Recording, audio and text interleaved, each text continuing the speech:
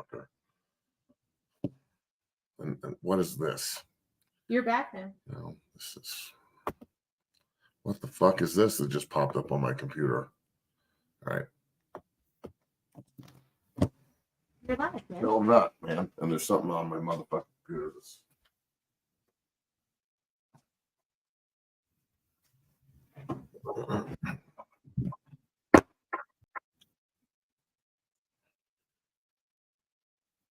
I don't know what this is, and I don't know how to get rid of it.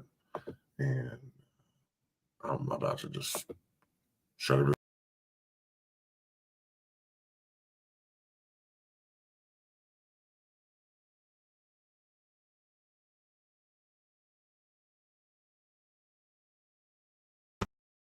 This is just fucking great. This is awesome. Welcome to fucking 0 to 60. I'm your host, Matt McChesney.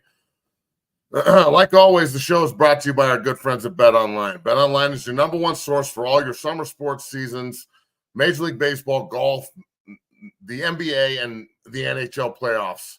You can go find all of your news, all of your notes, everything you need to know on BetOnline, all right? So you can check them out. BetOnline.com. It's where the game starts. You can use the promo code BLEAV and get a 50% bonus on your first deposit. You can get your latest odds, lines, and latest team matchups, player props, and just about everything in one spot at BetOnline. So BetOnline is where the game starts, and they bring you the show like they do every day. Maybe we can get this motherfucker to work correctly one day, and that would be fantastic. So, like I said, I'm Matt McChesney, and we're rolling here on a Monday morning. We're going to try and talk about a variety of different issues on the show this morning, starting with the Denver Nuggets and the Minnesota Timberwolves. Now, look, the show or the game on Saturday was a wake-up call for the Nugs, okay? When you have Anthony Edwards going out and doing shit that makes your jaw drop, I mean, he's watching, you're watching him do shit like this. Retrieved by Edwards. Gordon is out. Shot clock at 7. He'll dance. Great cut over and a shot. Good. What a play. 35. I mean, for the love of God, this kid is special. And he's next. He's that next, guard in the league that takes over the NBA. I didn't think the Nuggets championship window would be as short as it is, but damn it, it sure looks like it could be closing pretty quick. Now, look, am I overreacting? Probably. I mean, the entire Nugget Nation overreact after game one. I thought they would lose game one. I talked about it, before, the series ended with the Lakers. If they get Minnesota, it's going to be a tough series. I think it'll go 7. Anthony Edwards is different. They can rotate Gobert and they can rotate, Cat and all these guys to go beat up on Jokic. He had a very, quiet 32 points to say the least. But look, Minnesota there's a lot of Denver Nugget blood on that roster or on that coaching staff too. They know exactly what Coach Malone wants to do. They gave the Nuggets a ton of problems during the regular season. The head coach used to be an assistant here in Denver. So look, bro, this is the series where whoever wins this series wins the NBA title, in my opinion. So the key is going to be, can anybody actually step up and help Nikola? Because Murray, with the exception of the 2 game winners, has been dog shit. I mean, he's been really, really inconsistent and extremely, average, to say the least, except for the end of the game. Michael Porter Jr. has been on one, but he doesn't get enough shots to really be the number 2. Aaron Gordon is, with the exception of the 27 and 12 game, he's been okay. Yeah, I want to see more of him. He got in Cat's grill the other night and chest bumped him, stole the ball. I need to see that the entire game. You got 6 fouls, use them. So we'll see what happens with all of that. Going to the game this evening. So Bree and I will have a little update for you tomorrow on the show here at 10 a.m. To talk about hopefully the Nuggets being 1-1 going back to Minnesota. So that's going to be a great series. That shit in game one, it would, look, you're not trying to win every single game in the NBA playoffs. It's not feasible. But I'll tell you this, it was an eye-opener. So they can't start that slow. They can't finish that slow. They've got to figure it out.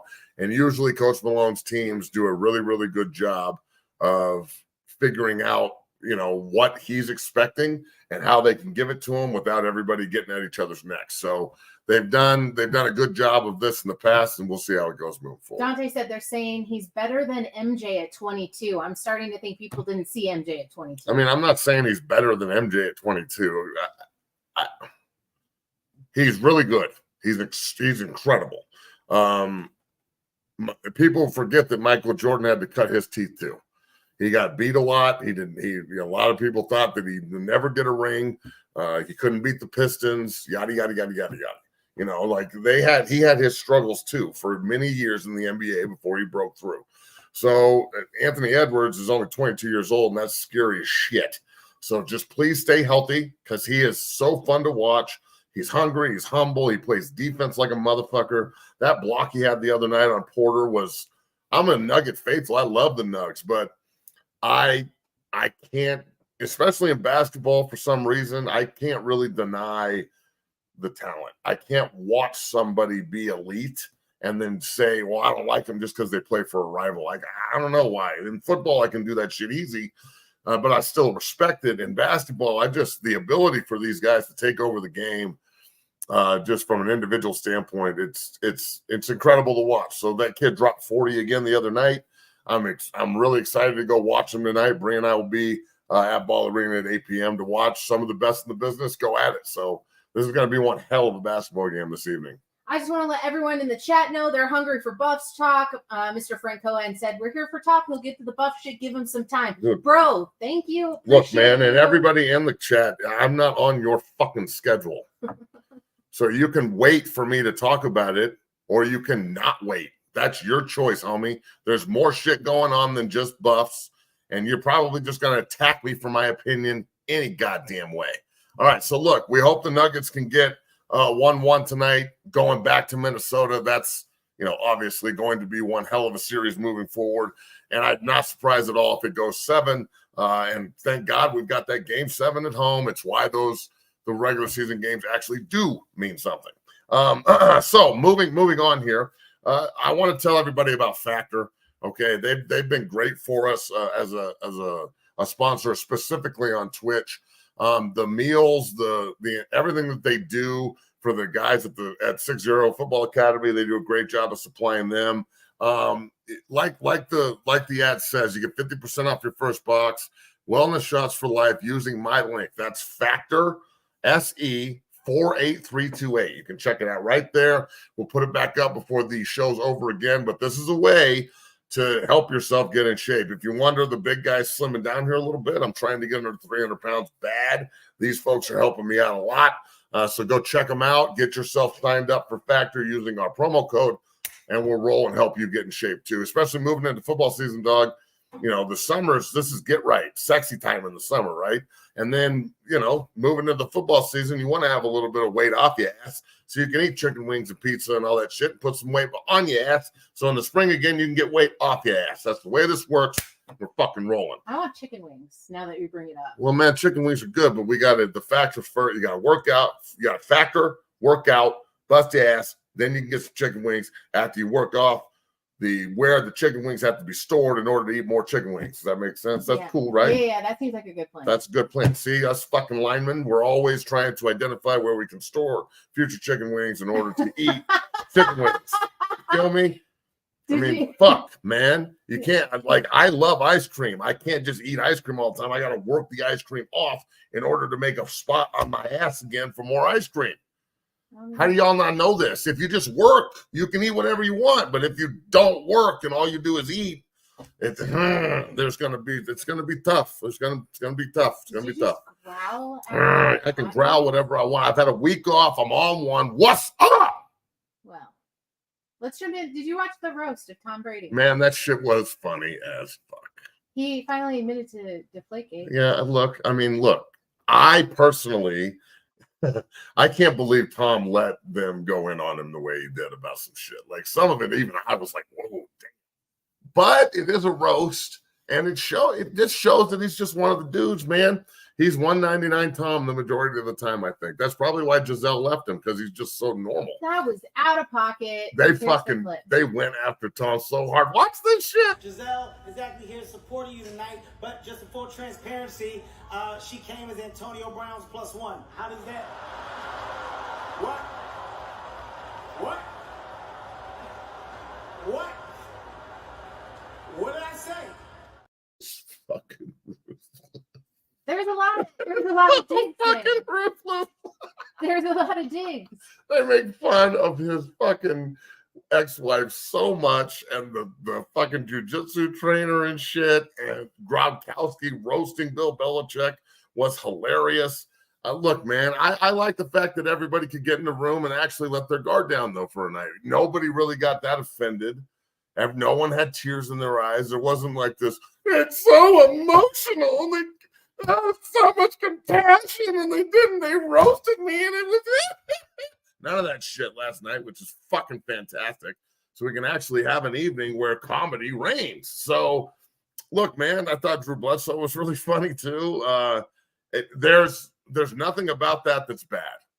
And even if you're one of these tight asses out here that hates people making fun of other people, and you don't like comedy, and you hate laughing, and everything's offensive to you, and we're going to talk about this with the Buffs here in a little bit, and Shador and all the quotes and tweets and talking down like people getting cut with the lack of compassion. Shit. We're going to talk about all this, but I'm not the most, I would just say this, Bree, other than like a couple of people in the world, am I really emotionally invested in other people's bullshit? Like, do I give a fuck? No. Give no fucks, right? There's no fucks to give. That's the thing. Like, I only have a couple of fucks to give, and she gets one of the fucks, and like my boys get a couple of the fucks, and my family gets a couple more of the fucks that I have to give. And some of my clients, they give some of the fucks, but the rest of y'all, I give no fucks. There are 0 fucks. I don't have any more fucks to give. So if I don't have any more fucks to give, it's going to be impossible to give them to you. Now, all that said, when you are on a level like Tom Brady and you allow people to roast you like this publicly, I respect him more because of it. I just do. Well, I really do. You're being a good sport about it. Yeah, You know, man. it's all out of love. Like Drew Bledsoe. You're not a douche. Gets a healing moment for that. Gets to joke It's about extremely cathartic, right? It's cathartic, and then you know that there's love behind it. Now, do I think roasting for just the purpose of roasting is necessary all the time? No, but I think that there's like mutual love and respect when you allow people to talk to you, and you can hug and laugh about it later and still know that person has the utmost respect for you after 25 plus years. Look, and then that's a great point, is you can have tension and problems in relationships and work and personal life and everything, right? But if there's true love and admiration and friendship there and a real bond, you'll always get over it. You'll always come back to the good times, because that's what it is. That's the way most people are, all right? Now, the camaraderie of the locker room, it's something that you can't buy. You can't find it anywhere else. And everyone misses it when it's gone. And it honestly, and I'm a huge believer in this, dog. Like, if you're not roasting your boys, if you're my friend and we don't roast each other, you're not really my friend. But you're not doing it in a way to hurt feelings. No, you're never trying to hurt feelings. I'm not taking shots. Right. We're roasting. It's laughs. It's jokes. It's how we communicate with each other. It's the way it is all the time. I'm always roasting her. I roast all the guys at the gym constantly. If you're on social media and you watch anything we do on TikTok, if I'm not roasting you because you have bad hips, that you probably got good hips. Or I don't give a shit. It's really not that important to me. If I'm not on you, that's a problem. It's supposed to be like that. It's not supposed to be just this like false enthusiasm just to keep people happy. Like that, come on. If you're not already super pumped up to be involved anyway, what the fuck are we talking about? So appreciate you again, Bundy. You're fucking supporting this show by yourself at the moment, brother. So everybody else, get involved like Mike. Everybody try and be a little bit more like Mike. We got 60 eyes in the view. That's a good number, but I needed it 4 or 560 like we had last week, especially when we're going to start talking about football here in a minute. So look, the roast was funny. Go watch it on Netflix. That shit, it's worth it. It's worth 2 hours of your time. And honestly, a lot of people don't like Tom Brady, but that shit was pretty fucking funny. So hats off to Tom Brady and and the jiu-jitsu instructor who that guy got so much free pub on this goddamn show. It's pretty funny. So, all right, moving on here. Remember that the show is brought to you by our good friends at BetOnline. Thank you for all they do. The good friends at Factor. Thank you for all they do. Over on Twitch, the folks, we're figuring out Twitch as we go, but we're gaining followers and more eyes each and every day there. Make sure you go on and watch all the workouts. We post all of our workouts starting tomorrow morning at 5 a.m. The elite group will be in tomorrow morning, and we'll be fucking rolling. You can watch them every day. We put the schedule up. You can watch the entire week. All the veteran guys, watch the way we get down, how we teach, the meeting room. All you got to do is go in and like and subscribe. So on YouTube, on Twitch, like, subscribe, contribute, get the super chats and the subs up, and we'll give you shout outs. But look, we're trying to get as interactive with the fans on these shows and through the gym as humanly possible. So the more the merrier here as we roll here on 0 to 60 on the Believe Network. Hey, Matt. Hey, Bree. In your prime and CU, Yeah. did you dunk a basketball? Oh, yeah. Easy. Fucking real easy. What?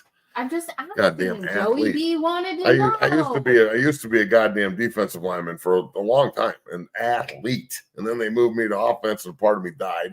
And having 8 total knee or ankle reconstructions and 1 knee, that kind of took the spring out of my step. I don't recognize you in your college photos. This guy was just too sexy. I'm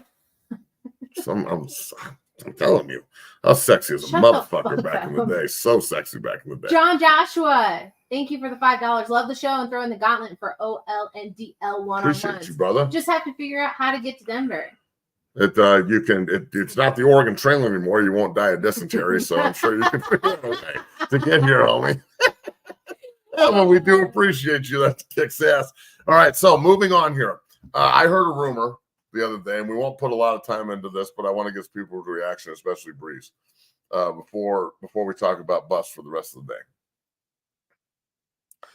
The Pittsburgh Steelers might be opening the season at Denver. Thoughts? You can check out most of my thoughts about the Broncos on Let's Talk. You see how we did that shit? Oop. But it's been in the back of my mind since Russ signed with the Steelers because the Broncos are going to play them. They need a home opener, and the NFL is notorious for setting up storylines. They need a home opener? Yeah, everybody needs a home opener, man. Good point, though. Keep going. I'm going to fucking really feel that one later. Keep going. Go. So the idea here is like, what is a better time than to have them play each other on a Monday night to open the season and to just give everybody what they think they want? And I say they think they want because that's not really what you want. Yeah, week 8, it doesn't have the same allure when Russ sucked and the Broncos were 1-7. But it's not going to do much because Russ still sucks, and him opening for the Steelers in game 1 isn't going to do shit. Yeah, that's true, man, and that's cool. His name doesn't. It does enough to have us talking about it right now. You brought it up. I didn't want to talk about it. Whatever the fuck. Why are you getting all mad? It's just Russ. You got to watch him lose, hopefully. Because you're trying to set me up. Pittsburgh coming to Denver, though, that's a good opener. That's a way to drive numbers. People will talk about it a ton. It's super motivating for old Russ to come in here and try and like positively throw 4 touchdowns or some stupid motivating. shit. Really so motivating. I'm not talking on his team. I'm just saying they're smart to do this. And if it is the opener, I'll watch. I swear I'll watch. Texted said, "Oof, Bree gonna get a reality check when Russ plays like a demon for the." That's what I'm saying. He could do it though. Is it with an LOL? Because I don't even think he. Well, he may not believe it, but if this motherfucker comes into Denver and goes like 350 and 3 tutties. Okay, that has happened maybe 17 times in his career. But then the 18th time will be pretty fucking poetic and football karma-ish. That's all I'm saying. Football karma is a real thing. Don't tell me it's not. That's fact.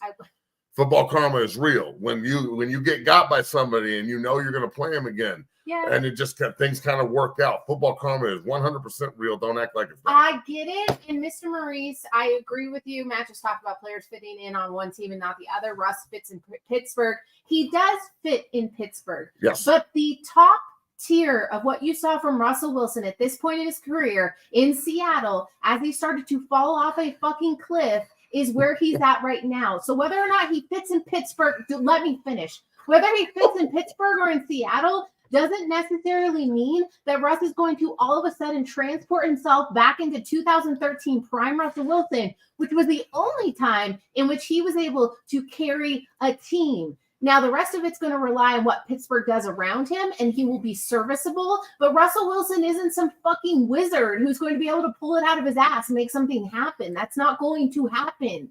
How much you want to bet they make the playoffs? He can't even see the middle of the field. How much you want to bet they make the playoffs and he's comeback player of the year? You lose every bet we make. You want to bet? Let's. How much? 100? C-note? Sure. $100 right there. Everybody saw it. $100. All right, moving on. Not that I want it to happen, but shit, we will see. All right, so Colorado Buffaloes talk here, okay? Get your likes up, get your eyes on at Sixer Academy on Twitter, on Twitch, on Instagram, on TikTok. We're almost at 260,000 followers on TikTok. That's blowing up. Hopefully the United States government does not take that medium from us. Small business sure is fun in the United States. Awesome. Look, let's just dive straight into this, okay? I was off last week. I intentionally didn't comment on any of this because I was off, and I didn't want to tweet or like Instagram my feelings on it. I liked the fact that I could process for a week what was going on and watch everybody kind of react to it. You know what I'm saying? So I'm on the outside looking in. Let's get into this. Okay, so let's put up what I guess we're talking about. Oh, yeah. Hold on. I was going to respond You're to good. the comment. All right, so this is last week when the player X, I can't even remember his fucking name. I don't know his name. Shador doesn't know his name. No one knows this kid's name. Xavier Smith. Xavier Smith came out, and he was told, this is the other thing, he was told before the spring window to go on the transfer portal and said no, and he wanted to stick around and see if he could earn it. And Coach Prime told him that he wasn't going to get any looks, and they were bringing in new guys, okay? And, you know, he never even tried to get to know me. He was out there destroying guys' confidence. And look, the part of this that really pisses me off is what they didn't put in this, that he could have done it with a little bit more compassion. And everybody knows that's part of the fucking quote, period. He could have done it with more compassion, okay? And then Shador came out and said he didn't even know who he was. Bro had to be very mid. Now, I think that the fact that this fucking kid, you can take this off, B, that this kid, Xavier Smith, needs to be cut or let go with compassion is some of the softest shit I've ever heard in my fucking life. I mean, it is unbelievable how soft it is. You want to be cut with compassion. He tried to sit you down before and tell you weren't going to play and you should probably go in the transfer portal window, and you still stuck around for an entire, section of that year before the next window opened, and then you didn't get cut with compassion. Bro, this is not the fucking National Feelings League. This is football. This isn't feelings ball. This is ridiculous. The fact that, like, Coach Prime and Shador getting heat because this, no offense, this mid or scrub ass fucking DB who wasn't going to play anyway needs to be cut with compassion. And, you know, the beat writer that did this too just happens to be a Nebraska Cornhusker alum as well. Wonder why they gave him that job. But this is an opportunity to try and make Coach Prime look bad. And look, should Coach Prime be responding to people on social media? Probably not. All right. That's something that he's a grown-ass man. He said he had time and he wanted to go in on some folks, and he did. But you know what? The fact that, like, we're actually sitting here saying that somehow this fucking scrub-ass DB who, honestly, you be on the team, you're not on the team, nothing really changes, somehow that, like, Shador should be his best friend. They should be fucking singing Kumbaya, walking around campus together and shit. Give me a fucking break, man. Of course he thinks he's mid and he doesn't know who he is. He doesn't care. He's probably just a guy that gets chopped up on film when they're sitting there fucking watching it in meetings. So the fact that, like, this kid is really bitching and people are buying into this compassion thing. I need to have compassion when I tell you that you can't play here anymore. What do you want him to do? Pick up the phone and find him his next opportunity? Compassion? What the fuck are we talking about, man? How soft does everybody want this to become? There's so much opportunity right now. If Coach Prime told this kid he wasn't going to play and he should hit the transfer portal window, he stuck around for an entire semester and didn't play. And then when he was told to go back into the transfer portal window, it was done with a lack of compassion. Honestly, dog, it seems to me that he fucking told you twice and tried to help you twice to tell you it wasn't going to work, and you still didn't listen. It's not all about you, kid. And honestly, you know, the great Herm Edwards told me this back in the day. We're all equal, but we're damn sure not the same. My locker with the Jets was right next to Curtis Martin. I ain't going to treat 95 the same way I treat 28. All equal, not the fucking same. And people need to understand that shit. Like, Shador shouldn't know who this kid is. The great coach, Chris Wilson, unbelievable player at Oklahoma, my D-line coach for 5 years at CU, has been a great coach since then, won a Super Bowl at the Eagles. He's now at the UFL as a defense coordinator for the Stallions. They're balling this year. Always used to say, I don't hang out with scrubs. I got nothing in common with them. I'm not going to go hang out with the fucking guy that's there to get the GPA up on the team. So, look, man, I can't believe that things like this get thrown in CU's face, too. I mean, give me a fucking break. What, you want Coach Prime to walk this kid out to his car and give him a hug and a kiss on the cheek before he cuts him? The transfer portal and NIL have allowed this. This is what college football is now. I can't believe people are so upset about some sorry-ass backup that can't play there and was told he couldn't, that Coach Prime's not doing it with enough compassion. Fuck. The pride and tradition of the Colorado Buffaloes will not be entrusted to the timid of the fucking weak. This is some weak-ass timid shit. I don't want this kid on my team if his compassionate, emotional bullshit is more important than everything else, and apparently it is.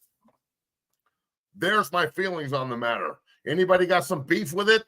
Anybody got any fucking questions we can throw out here? No, Leon agrees, though, says that it was a bad look for the player. His goal was to prove people wrong. His sensitivity shows why he was shown the portal. I hope he got paid for that. We do have a super chat. I want to shout it out. Although 37 years old, 5'6", 325 pounds. Defensive tackle, can I still make it? No. 37, 5'6", 320. No, you can't. I mean, where you're trying to make. But I'll take the money. Like, you're not trying to, I don't know where you're trying to make it. You're trying to make it to like the Colorado Nightmare or something, then yeah, you could probably go play. But is that a roller derby league? Roller derby league? I don't think so, but that'd be pretty funny to see 5'6", 330 on roller skates. That's true. Dante. I love it. CU strictly in the wagons. People won't like them anyway, so let's lean into it. It's war, not love. And I think that there's a good conversation about having the business conversation or the feel-goods conversation. And although sometimes they overlap, it's not always the general consensus of how things work. And a lot of the time when we're talking about college football and CU and branding and, the nuts and bolts of the transfer portal, there's a lot of layers that people aren't able to look at on a piece-by-piece basis. They want to blend it all together and make it mean something and infer people's dialogue about those things as meaning, like, if you say one thing, people are going to find you heartless for the matter. And if you say the other, people are going to say that you're not taking football seriously. So in the conversation of, let's just say, football and feelings in general, there's not a winning side. You're not looking to take the emphasis of, well, it hurt a player's feelings and that's not okay. It's a blend. It's a fluid movement. And I think that there's many opinions that can be handed down upon this team, on college football in general, but it's always constantly a changing atmosphere. Would you agree or would you disagree? Well, it's constantly changing, and that's the way that they want it. And Coach Prime and CU are not the only guys doing this shit either. Everybody's doing it everywhere. They just don't put it out at the same rate that CU does. So, look. Football's a mercenary, cutthroat fucking business, period. The NFL this is what it is. It's 1-year contracts and you're getting cut left and right. They don't give a fuck about you. You've got to get tough mentally or you die or you go away, period. So just off the top, just my personal story, okay? My first taste of the NFL was going undrafted, okay? And then getting cut in the hospital on a ventilator when I had West Nile virus and couldn't report to camp. They did it by mail. The day before, they told my agent on the phone when I was in the hospital and I was listening to it on speaker, we're going to put him on the PUP list. The next day, they sent me a letter. Was that compassionate? No, not really. All right. Then, when I got moved from defense to offense, and I was the last guy cut, and I busted my ass all year and did everything they asked me to do and had played my rookie year a lot when the Jets picked me up and, really thought I established myself and I have a spot on the team and I'm special.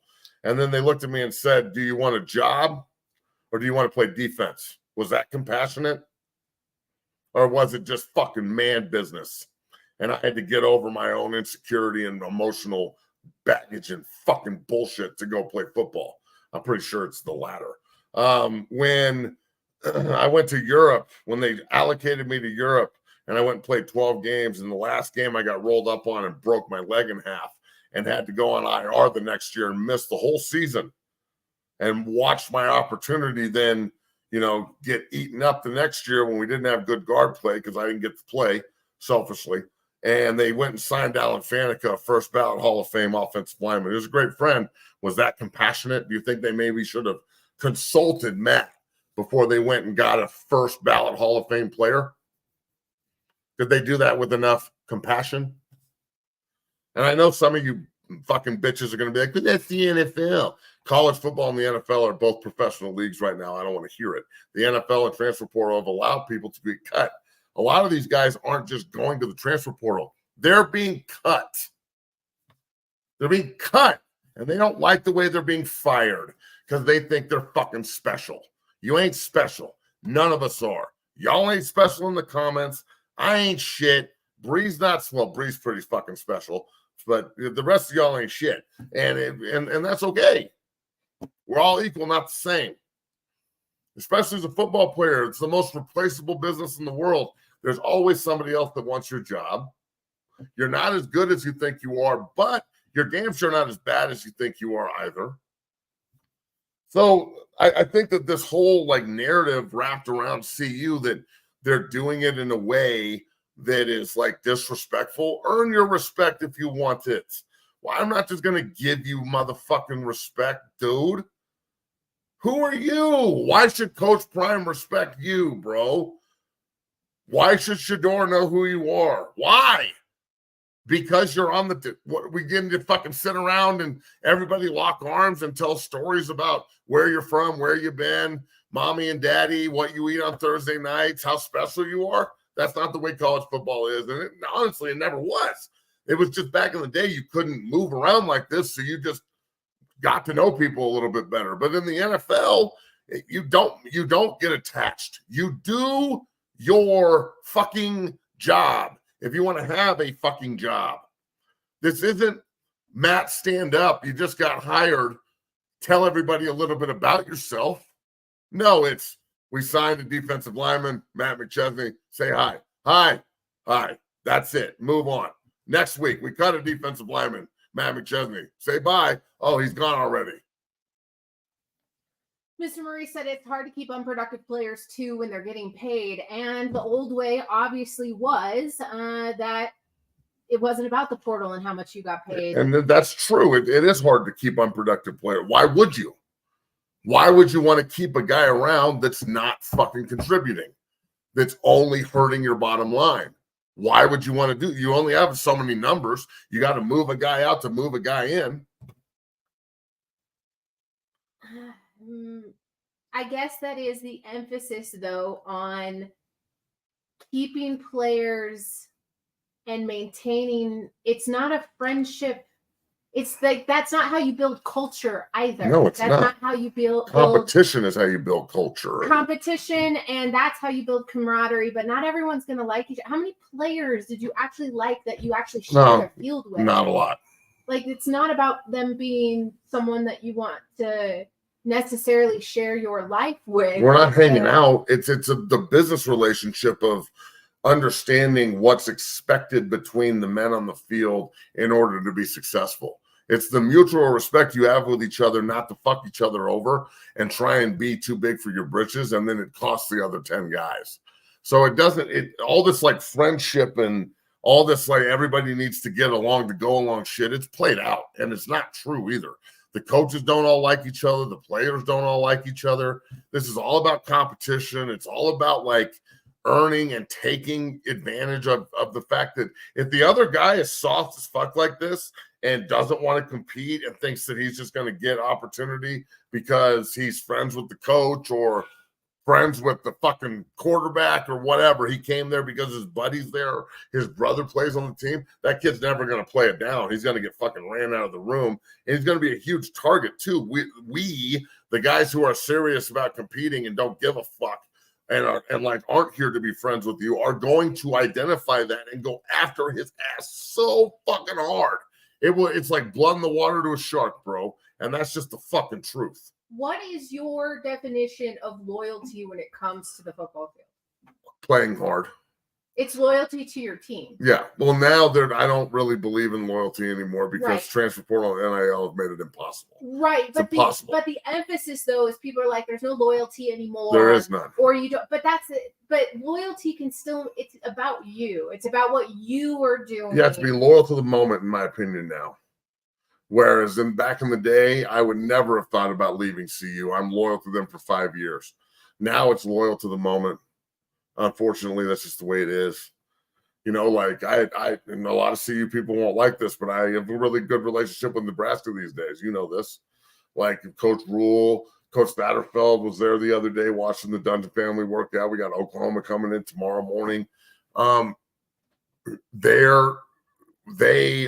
Nebraska specifically is going after the high school kids really hard and trying to be like the opposite of the trend right now.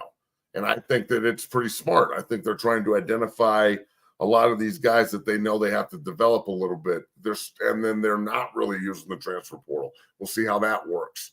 So it's this like there's two different ways to do this.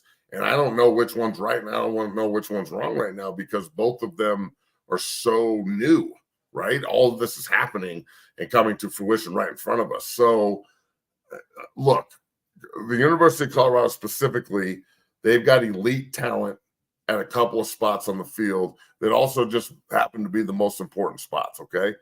Can the rest of the guys on this roster through the transfer portal and everything else that's gone on in the offseason, can they match Shedeur and Travis Hunter and Horn and Offerdahl and, you know, can they match these cats?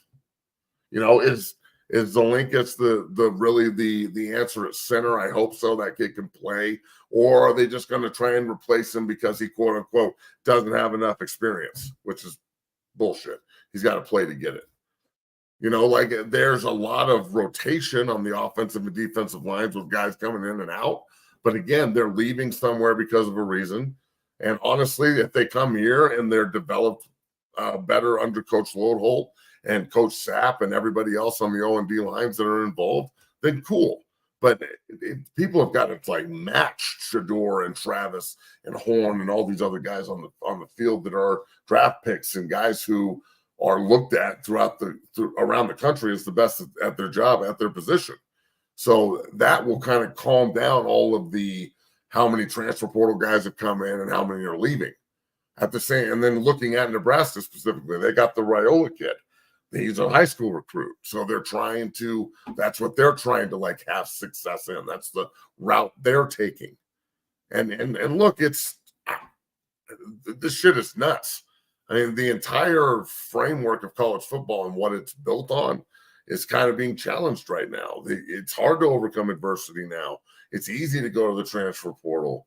It's hard to go recruit high school kids and build off of them when you're competing against other programs bringing in men. Mm-hmm.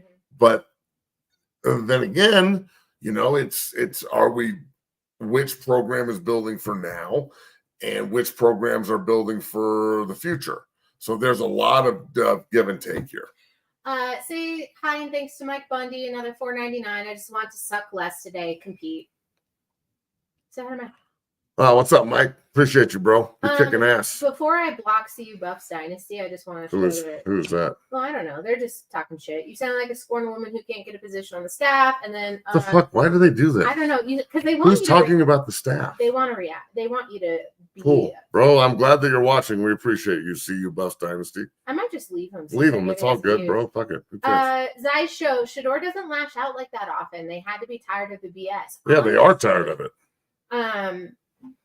And they have every right. Look, Shador has every right to do this. I'm with it. Okay, so I have no problem with him fucking lashing out at some scrub. Just the same way that I'm lashing out at CU Buff Dynasty for being a fucking scrub. I'm not going to block him or anything. Everybody can see how much of a fucking scrub he is. It's okay. No one knows who you are, dog. This is the same exact kind of situation. You're mid as fuck. Who are you?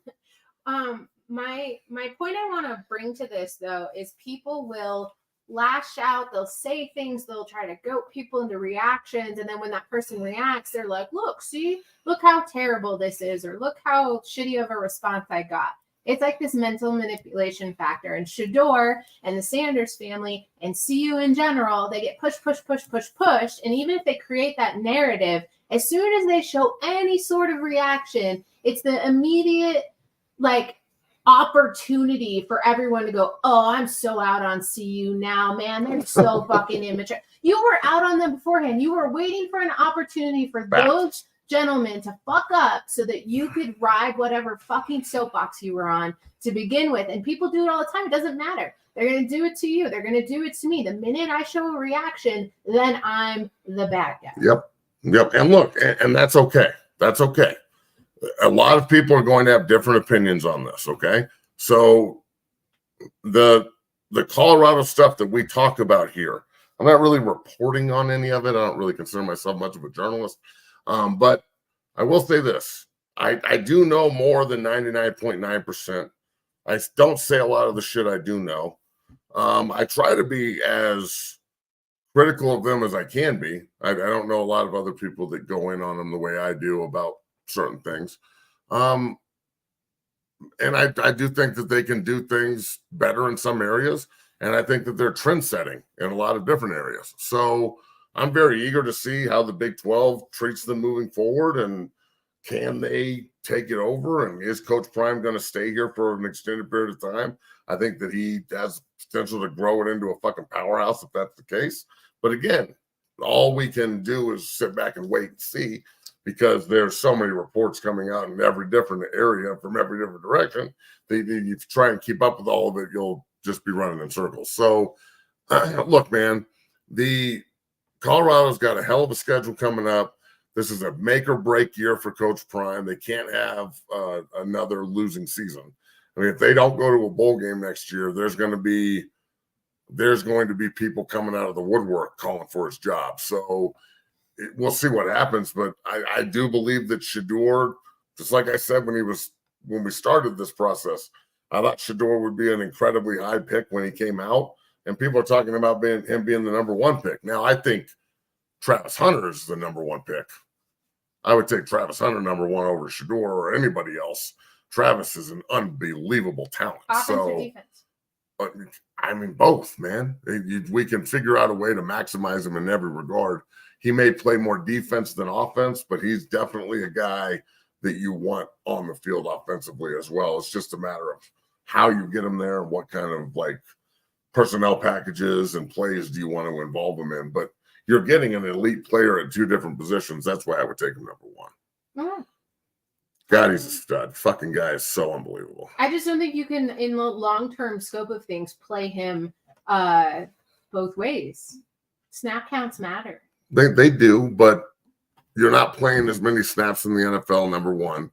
And you can put him in certain packages where everybody on the field's elite. It's not just Travis and some other guys, and they know he's about to get the rock.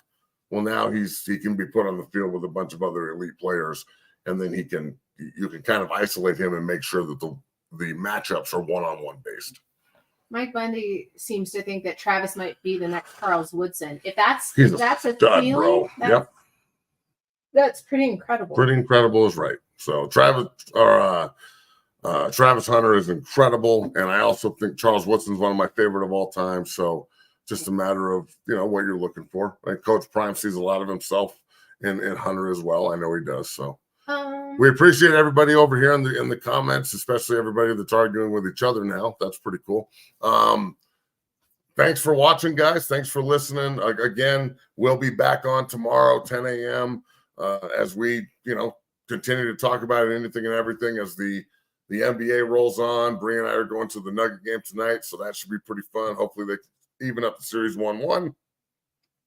And we'll get rolling. So from Bree to Matt to everybody out there watching, to our sponsors, BetOnline, Factor, who else? That's it, right? BetOnline, Factor, and everybody else. We really appreciate you. Remember, go like and subscribe. Get the subs and super chats up on Twitch, on Twitter, on Instagram, on TikTok, on YouTube. Thank you for everybody watching and listening and arguing and hating and liking and everything else. So you guys have a great day, and we will be back tomorrow. Go Buffs.